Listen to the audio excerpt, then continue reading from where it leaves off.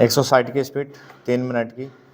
मैं समझता हूं कि यह इस सदन के लिए और सरकार के लिए विचार करने का विषय है कि क्या कारण है कि जब हम 55 वर्ष से अपने देश की गाड़ी कमाई का रुपया और दूसरे देशों से कर्ज लेकर बड़ी बड़ी रकमें देश के विकास के लिए खर्च कर रहे हैं और देश में धन भी पैदा हो रहा है, तब भी देश में जो लोग गरीब हैं उनकी गरीबी दूर नहीं हो पा रही है। क्या यह आश्चर्य की बात नहीं है? मैं समझता हूं कि इस पर विचार किया जाए। यह ठीक है कि हम समाजवाद के रास्ते पर जा रहे हैं, लेकिन समाजवाद के रास्ते पर ठीक ठीक चलें तो भी हम यह अनुमान नहीं लगा पाते कि कितने वर्षों में हमारे देश की गरीबी दूर होगी। यह ठीक है कि हम योजना के तरीके पर काम कर रहे हैं, लेकिन इस बात को देखने की आवश्यकता अब पैदा हो गई है कि देश में जो धन पैदा होता है वह कहाँ जाता है।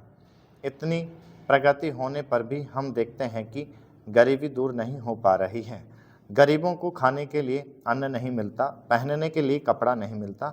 इसका क्या कारण है? यह गंभीरतापूर्वक सोचने की बात है।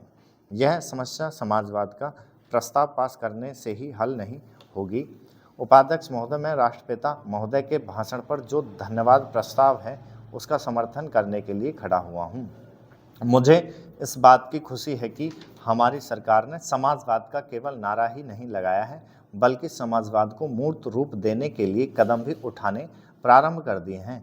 सबसे बड़ी बात तो यह है कि गरीबी हटाओ, गरीबी मिटाओ यह केवल आंदोलन ही नहीं रहा, बल्कि इसको कार्य रूप में परिणत करना भी आरंभ कर दिया गया है।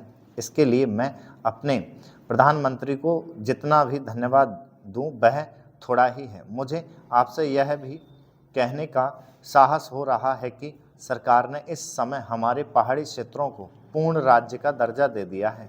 आज तक तो वे बिल्कुल पिछड़े हुए थे। मैं आपसे यह कहने का भी साहस कर रहा हूं कि पहाड़ी और सीमा के क्षेत्रों को राज्य का अधिकार तो दे ही दिया गया है, उनको यह अवसर भी दिया गया है कि वे अपने पिछड़े हुए इलाकों को उन्नत बनाने के लिए स्वयं प्रयत्न करें और अपने पैरों पर खड़े हों।